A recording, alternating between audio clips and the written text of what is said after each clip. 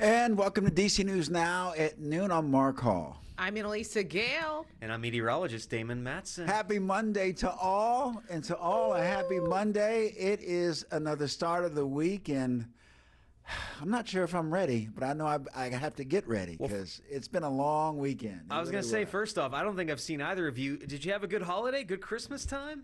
Everything good? I'm kind of in recovery mode because I was all over.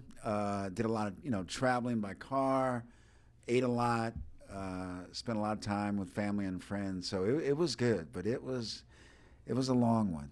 I can imagine. Annalisa, all good on your end? I'm still feeling very merry. Okay. We're merry over here. And really strange feeling because we're right between the end of the year and a new year and the holiday vibe.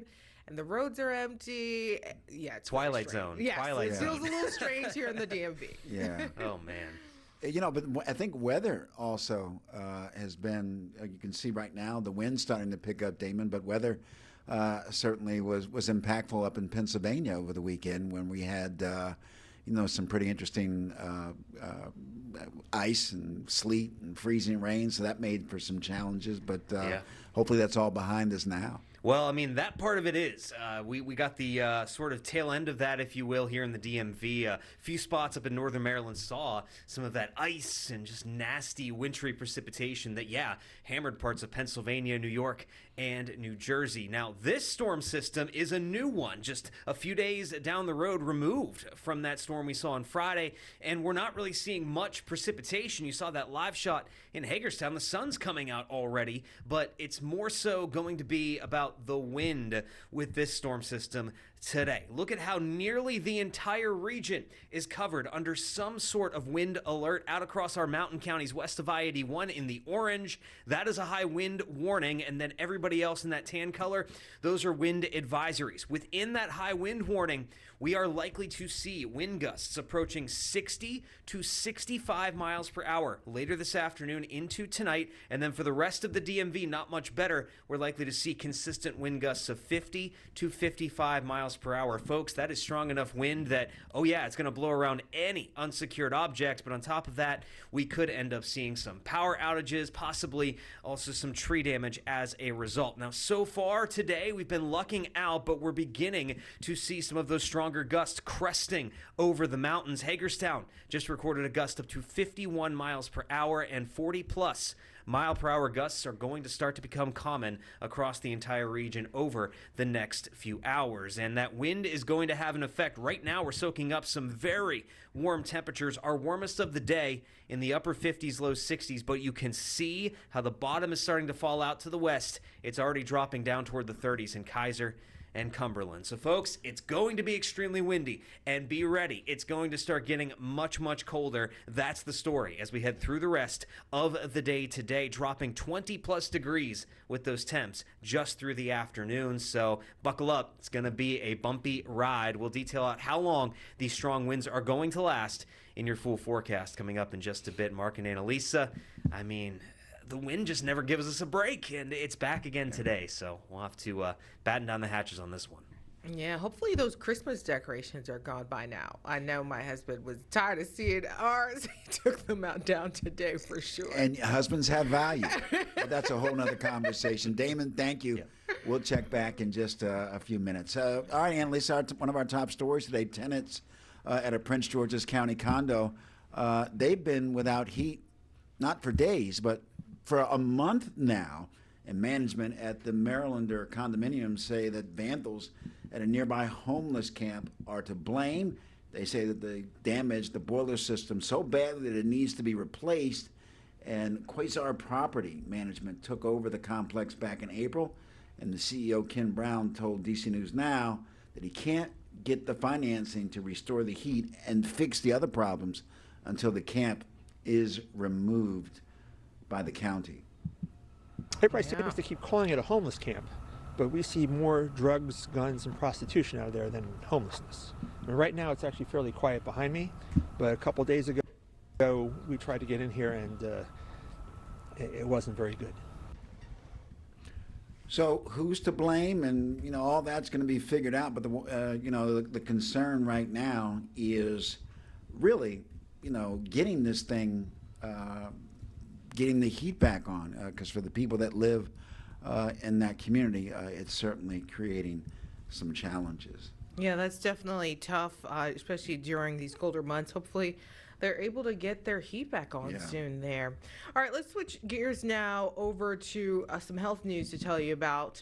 We know some flu cases are rising, Mark, in Maryland and across the country. It's been attributed to a new flu variant called the super flu. Doctors say it's more severe and a lot harder to recover from. The CDC says New York and Colorado, they're seeing some super flu outbreaks as well. Saw leaders on X talking about this in New York as well. And we know here in Maryland, doctors at Johns Hopkins University say at least 7 people have died.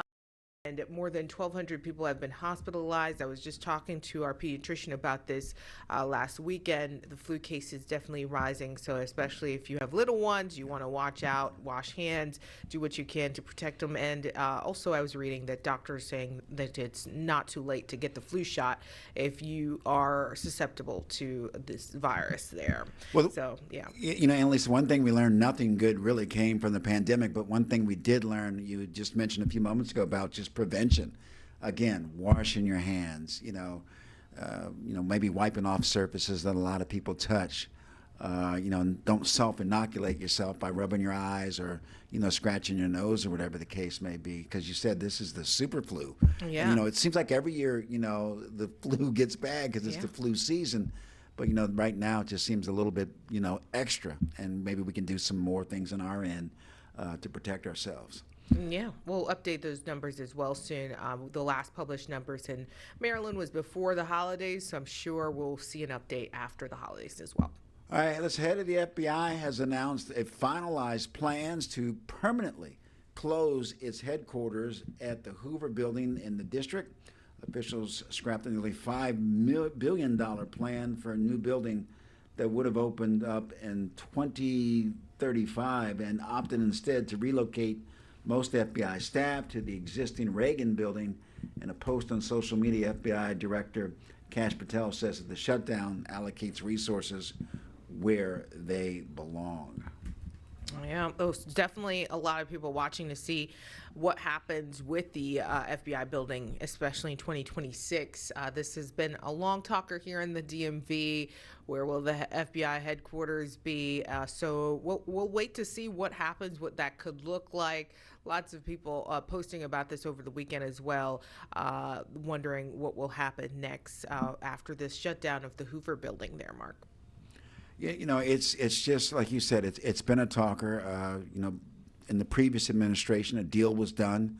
The hope was that it would go to Virginia, and then there was a tug of war between Virginia and Maryland, and then there was some sort of resolution. And obviously, with the new administration, President Trump, they went into another direction. So, we'll just continue to follow this story as time moves forward for sure. Also, in other news, Mark, having to do with the administration right now, over at the Kennedy Center, they're criticizing a jazz musician for canceling his Christmas Eve performance at the facility there. Chuck Redd canceled his performance in protest of President Donald Trump adding his name to the building. In a letter, the Kennedy Center says, quote, your decision to withdraw at the last moment explicitly in response to the center's recent renaming, which honors President Trump's extraordinary efforts to save this national treasure, is classic intolerance and very costly to a nonprofit arts institution. Now, Redd has been performing at the Kennedy Center since 2006. And according to USA Today as well, the president of the Kennedy Center is now threatening to seek $1 million in damages from Redd for what he called a political stunt. So the Kennedy Center renaming, we saw President Trump's name go up on the building, and this is one of the responses that we're seeing, the protest of that. And now, just seeing more implications as a result of that change. But I'm sure the Kennedy Center will continue to attract lots of people. It's, world-renowned in our area, and we'll see what happens next in terms of other performances. We'll be watching this one for sure. You know, and I guess, you know, the real issue here is the timing of that cancellation. And I get it. It's business is business. I mean, we know that this is a politically charged topic, and a lot of people don't support the president. A lot of people do. But I think, you know, it's a situation where you question the timing of them withdrawing their performance. So this is going to be something that's going to certainly be an issue moving forward, Annalisa, because, you know, again, the Kennedy Center is historic in so many ways. And you'd mentioned that they have performed there before. And there's that expectation of performing once again, you know, through that commitment, that contractual agreement, pardon me. So it's certainly going to be interesting to see how, you know, that plays out as well. Yeah, for sure. All right. Well, it's also Kwanzaa. People celebrating Kwanzaa right now. Mark, what's going on? Yeah. What's the latest, Annalisa, with the Kwanzaa? Well, a food drive. Yeah, that was held in DC's Ward 8 to celebrate Kwanzaa, which started Friday. The 7-day cultural holiday honors African American heritage and unity.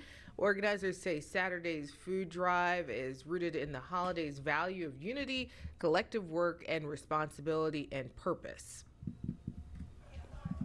We wanted to make Kwanzaa a reality to people. We wanted to show them what Kwanzaa looks like in practice. This is the opportunity for us to bring the community together, talk about these principles, and then get them engaged and involved in, you know, the act of self-determination.